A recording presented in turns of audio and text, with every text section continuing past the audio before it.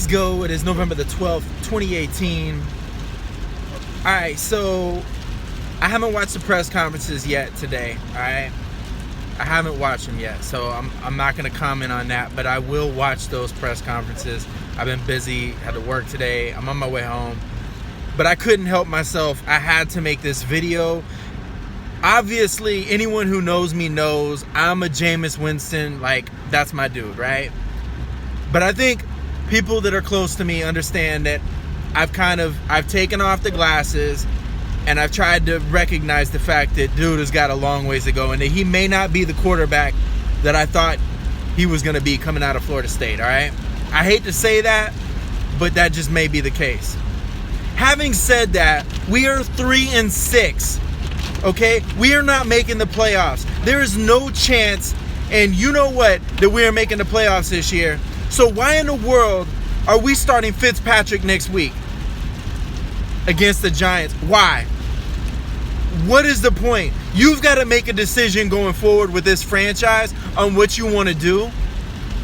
What is the point in sitting Jameis Winston another week? I don't get it. It just doesn't make any sense to me. If you can explain to me why we should be starting Fitzpatrick over Jameis, give me some type of reasoning. Because next year, we've got to make a decision as an organization on what we're going to do, right? We already know the coach is going to be fired, the GM is going to be fired, and if those two things don't happen, then I don't know what to tell you. And I've told you before, I'm not that guy who wants everybody fired every year. Like, that's not my gig.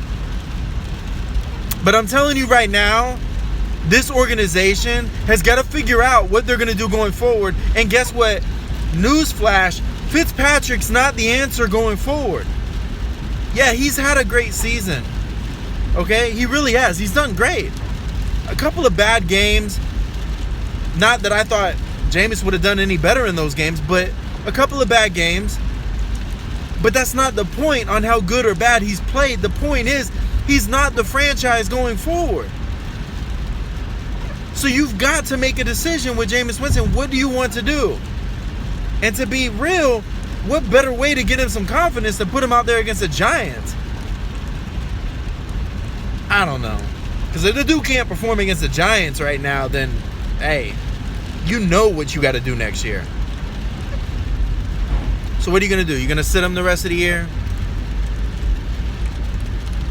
Or you just going to play him in the last couple of games? I mean, does it really matter at this point?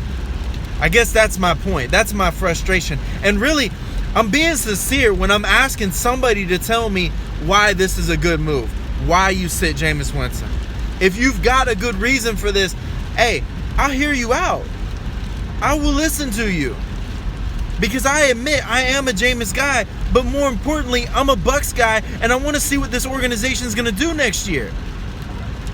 If you let this guy just play out the rest of the season and he looks like trash, then, well, you know what? You got your answer. Or do you already have your answer? Have they already made up their mind? Maybe they have.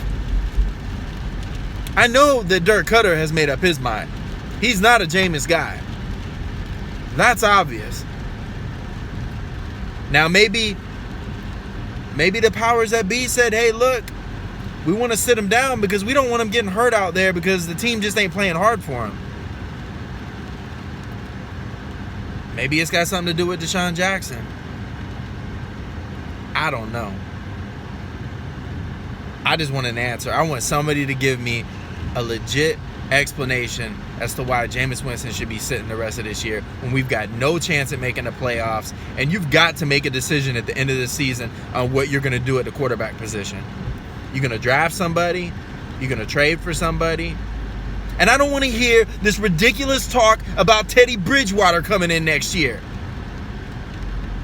Do you Buc fans remember what it was like when Sean King was our quarterback? And every time he dropped back in the pocket, the entire stadium at Raymond James took a deep breath because we were scared of what was going to happen? I don't care how bad Jameis Winston has played. At least I didn't have that feeling with him. It was like, oh, crap, we might have something great happen. We might have something bad happen. Who knows? With Sean King, it was always that way. And I ain't never seen Teddy Bridgewater show me anything that shows me he's going to do something special or he can carry a team for it. No. Get out of here with that talk. He had one of the best defenses in Minnesota, and granted, right, what do you have, like a season and a half, he gets hurt or something, like, all right, I needed to lay off Teddy Bridgewater. Let me shut my mouth on that one. I apologize. I shouldn't even be speaking on him right now because this ain't got nothing to do with him. Maybe that would be an all right move. Maybe I'm just a little frustrated right now. But I do want somebody to explain to me, come on, really? And I told you guys, I have no problem with Fitz starting this season. But once it's over, we're 3-6. It's over. Okay? It's over. We ain't making the playoffs now. Alright?